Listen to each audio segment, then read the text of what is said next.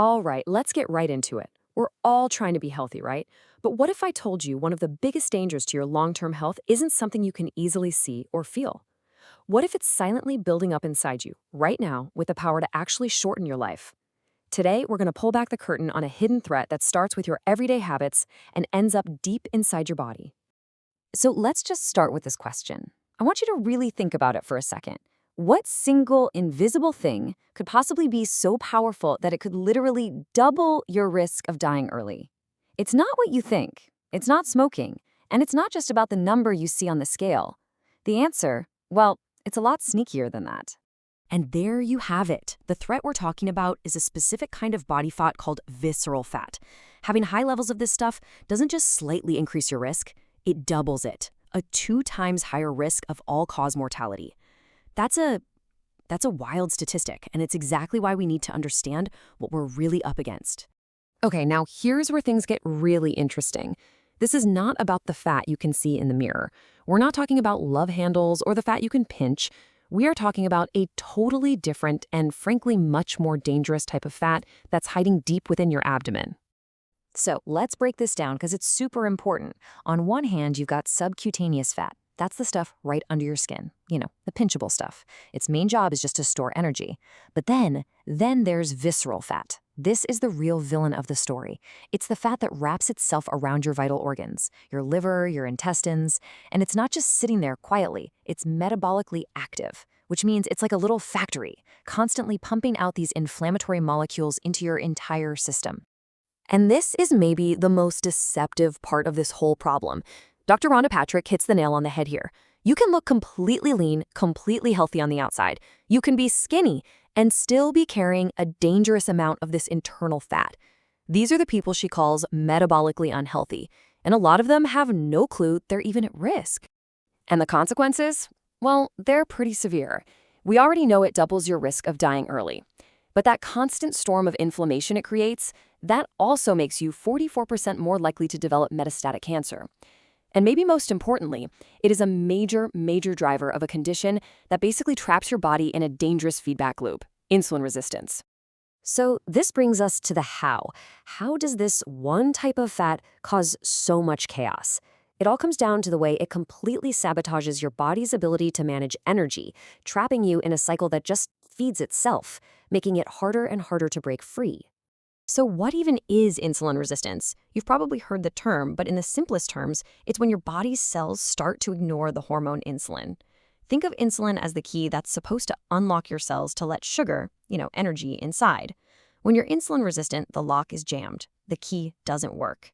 It really is like the phone is ringing off the hook, but nobody's there to pick it up. This taxi analogy makes it so clear. Okay. So first, picture insulin as a taxi driver. Its job is to pick up glucose or sugar from your blood and drive it into your cells where it can be used for fuel. But that pesky visceral fat releases these things called fatty acids, and they act like roadblocks. So the insulin taxi can't get through to pick up its passenger. Your body starts to panic. It sends out an entire fleet of taxis, more and more and more insulin to try to get the job done.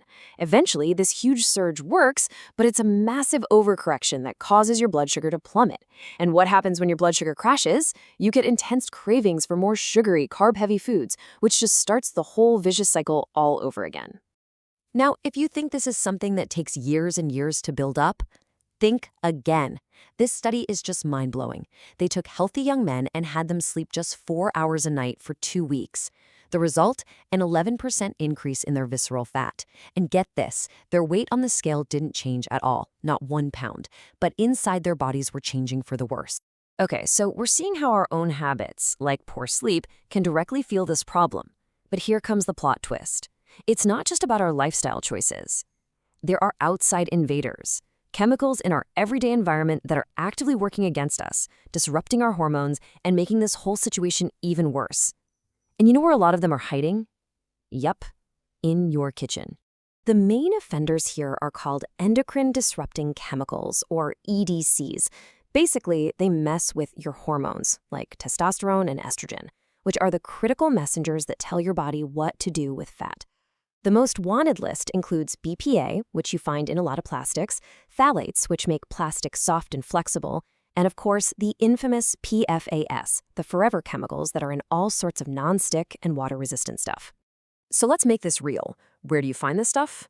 Well, that black plastic takeout container you got last week? A lot of the time, it's made from recycled electronics. That means it can have things like flame retardants in it, chemicals you do not want anywhere near your body, and they can leach right into your hot, greasy food. Or how about this one? That shiny receipt you grabbed from the cashier without even thinking about it? That thermal paper is literally coated in BPA. And since BPA is fat soluble, it can absorb right through your skin, especially if your hands are wet or you just used hand sanitizer. It's crazy. And of course, the one probably sitting in your kitchen cabinet right now, your trusty non-stick pan. That slick coating that makes cleanup so easy is often made with those PFAS chemicals. When you heat that pan up, those forever chemicals can start to break down and migrate straight into your breakfast. And if you're wondering, how much of a difference can these chemicals really make? Well, one study on teenage boys found that the ones with the highest levels of BPA in their system had testosterone levels that were 50% lower than the boys with the least exposure. 50%. That is a staggering impact, especially during such a critical time for development. All right, I know. That was a lot of pretty alarming information. It sounds bleak, but here is the most important part of this whole conversation. You are not powerless here, not even close. Visceral fat is something you can lose, and chemical exposure is something you can reduce. So let's talk about what you can actually do. Let's build a real action plan.